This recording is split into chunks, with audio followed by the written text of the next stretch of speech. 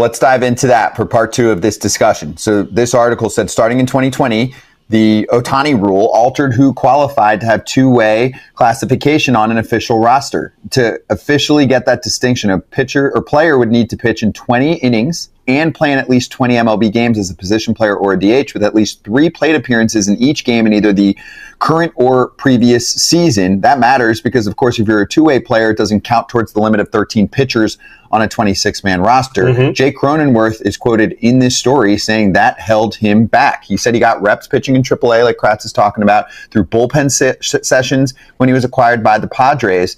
But he said, quote, why does somebody need to qualify for something they've already proven they can do in college or the minor leagues, and all of a sudden they have to qualify to do it in the major leagues? To me, that doesn't make any sense. Now you're taking away this guy's natural ability to do two things at a high level, and now you have to make them basically earn it again. So he said, and outside of getting the two-way classification, the only way a hitter can pitch in a game or vice versa would be in a game that goes to extras or when their team's either winning or trailing by 6 runs or more in a contest. That's when we see the position players pop up. So Cronenworth said you could go 4 games where you have that. You could go 3 weeks where you never have that. So you're getting put on the roster as a hitter, but you're a two-way guy. You can only pitch in certain situations. So if you put a guy on the roster as a pitcher, you're now taking away that bullpen spot, which is critical to teams. I'm adding that part.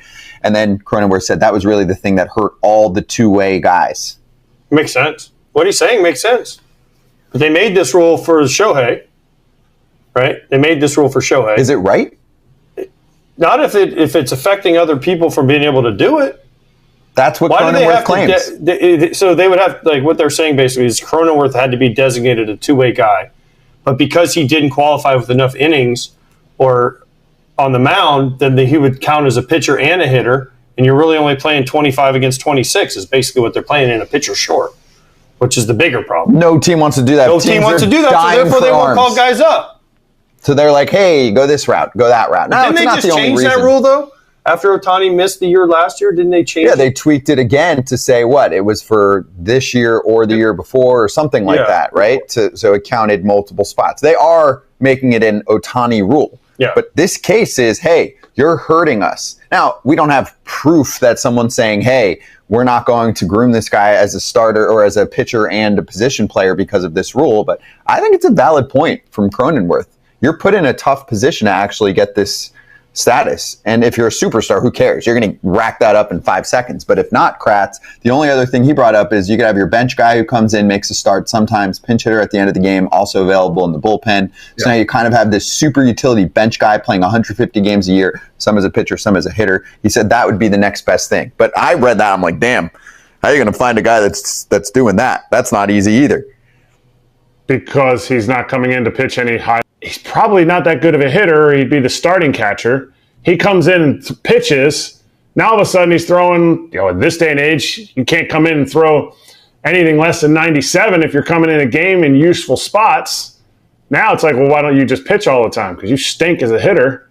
So to me, it inhibits. This rule is only helping Ohtani, really, but to me it's pointless. To me it's hurting more people than it's helping, and the few people that it's hurting, it's so silly that it's getting in their way. So will we get a two-way player unless it's a superstar? Can you get a more mid two-way player? It's got to be superstar status where it's worth it. How do you get to the point, though, where you count as only one player? Because you have to be able to pitch in enough games, right, to get to that point, and those games don't happen enough in a regular season. So how would you ever get to that point?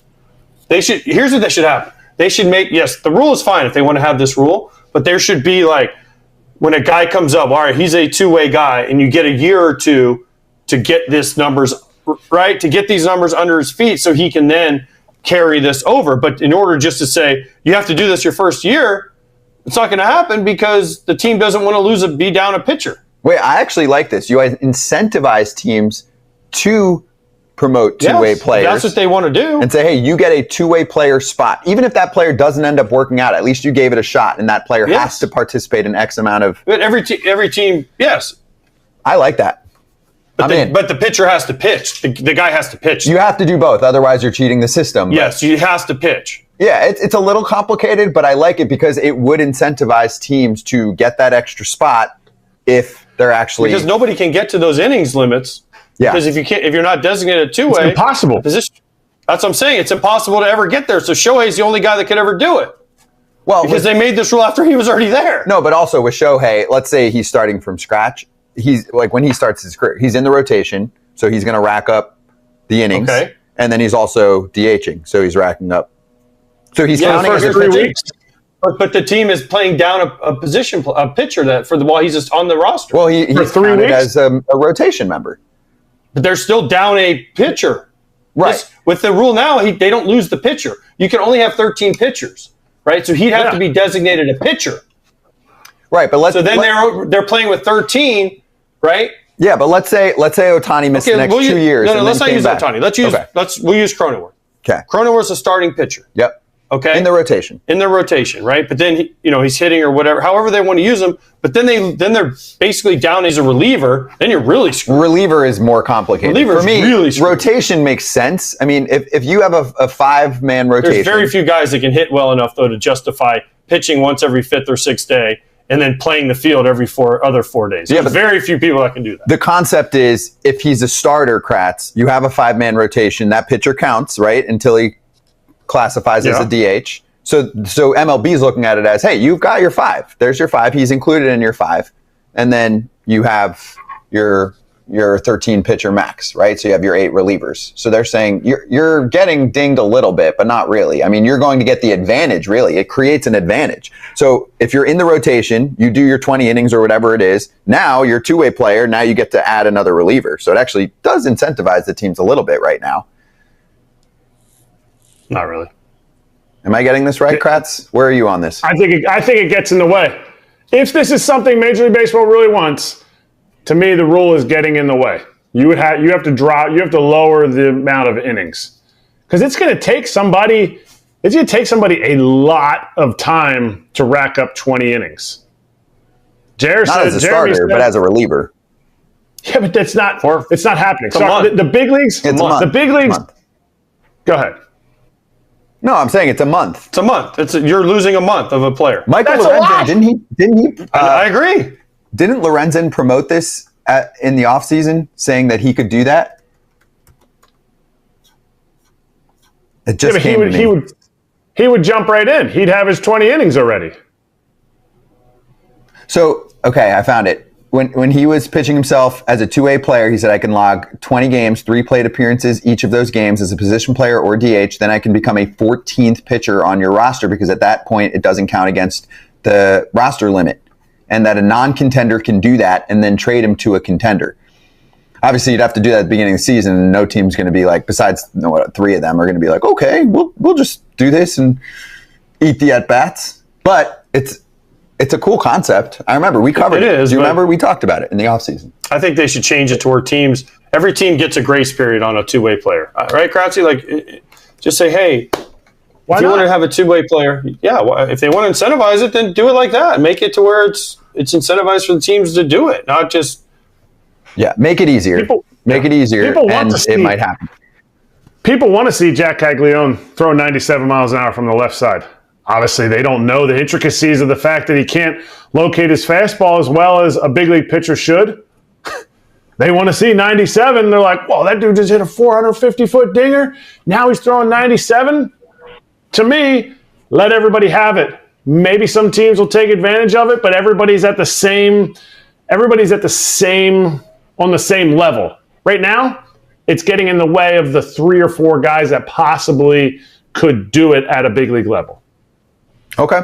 Anyway, good discussion. If you're watching this afterwards, let us know your thoughts in the comments. We don't need the trolling. Just what would you do to get more? All right, Dodgers Nation, buckle up, because what I'm about to tell you could be the start of something massive for our boys in blue. Kyle Tucker. Yeah, you heard me right. Kyle Tucker, one of the best all-around outfielders in baseball, could be headed to Los Angeles. Rumors are heating up that the Dodgers aren't just interested. They're already signaling that they're ready to put real money on the table. And not just that, insiders are whispering that Andrew Friedman and the front office are looking to secure a verbal agreement before the offseason even kicks off. And listen, guys, we're talking about a potential $500 million deal here. $500 million. Stick with me because I'm breaking down what this would mean for the Dodgers, why Tucker fits like a glove in Dodger blue, and how this could completely reshape our lineup heading into 2026. So let's rewind a bit. Kyle Tucker was traded to the Cubs last offseason in that blockbuster deal with the Astros, and honestly, he's been nothing short of solid for them. He's not putting up video game numbers this year, only 1 home run since the start of July. But don't let that dip fool you. He's still showing elite plate discipline, plus defense in right field, and some sneaky good base running. 24 steals this season.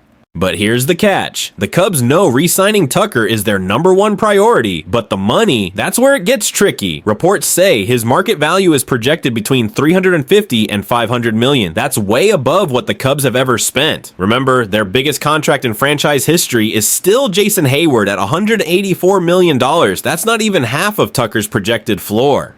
Now let's talk Dodgers. We're not scared to spend. Look at the Ohtani deal. Look at what we gave Mookie. The Dodgers know that to keep this championship window wide open, you need stars, and Tucker fits that mold perfectly. Let's run through the numbers. From 2021 to 2023, Tucker put up a 284 batting average, 3.66 OBP, and an OPS plus of 134. He's been one of the most consistent 5-tool players in the league, averaging 30 homers, 25 steals, and Gold Glove level defense over that stretch. And at just 28 years old, you're getting him right in his prime. Not on the back end of his career like we've seen in other mega deals around the league. Now picture this.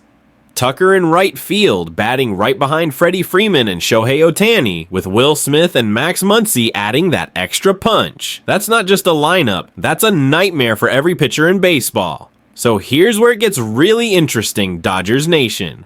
Insiders are saying the Dodgers have already let Tucker's camp know they're willing to play ball. No lowballing, no dancing around. The front office wants to lock in a verbal agreement so that as soon as the market opens, they're first in line. And this isn't just about adding one star. This is the Dodgers making a statement. Remember when we went and got Mookie? Everyone said the same thing, and too expensive, too risky. And look how that turned out. Plus, think about the intangibles. Tucker's playoff experience with Houston, his calm presence in big moments. That's exactly the type of player who thrives under the lights at Dodger Stadium in October. Now, let's keep it real. $500 million is a lot of money, even for the Dodgers. But if there's one front office in baseball that knows how to get value from a mega deal, it's ours. Tucker's power dip this season might even work to our advantage, keeping the number closer to 450 million instead of the full 500 mirroring. And honestly, if you're going to spend that type of money, you want it on a player who brings elite production, consistency, and durability. Tucker checks all those boxes. As a fan, guys, I can't lie. I'm hyped about this. Imagine starting next season with Mookie, Freddie, Ohtani, and Tucker in the heart of the lineup. That's a core that keeps us dominant for years. I know there will be debates. Should we invest that much in one player? But to me, this is the move that separates contenders from dynasties. And we all know the Dodgers are trying to build a dynasty. So Dodgers Nation, I want to hear from you. Would you be okay with the Dodgers shelling out close to $500 million for Kyle Tucker? Do you think he's the missing piece to keep us ahead of the Braves, Phillies, and everyone else gunning for October glory?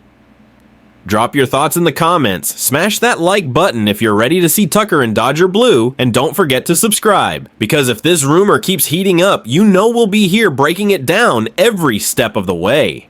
This is Victor with latest Los Angeles Dodgers news, and you know what we say, let's go Dodgers!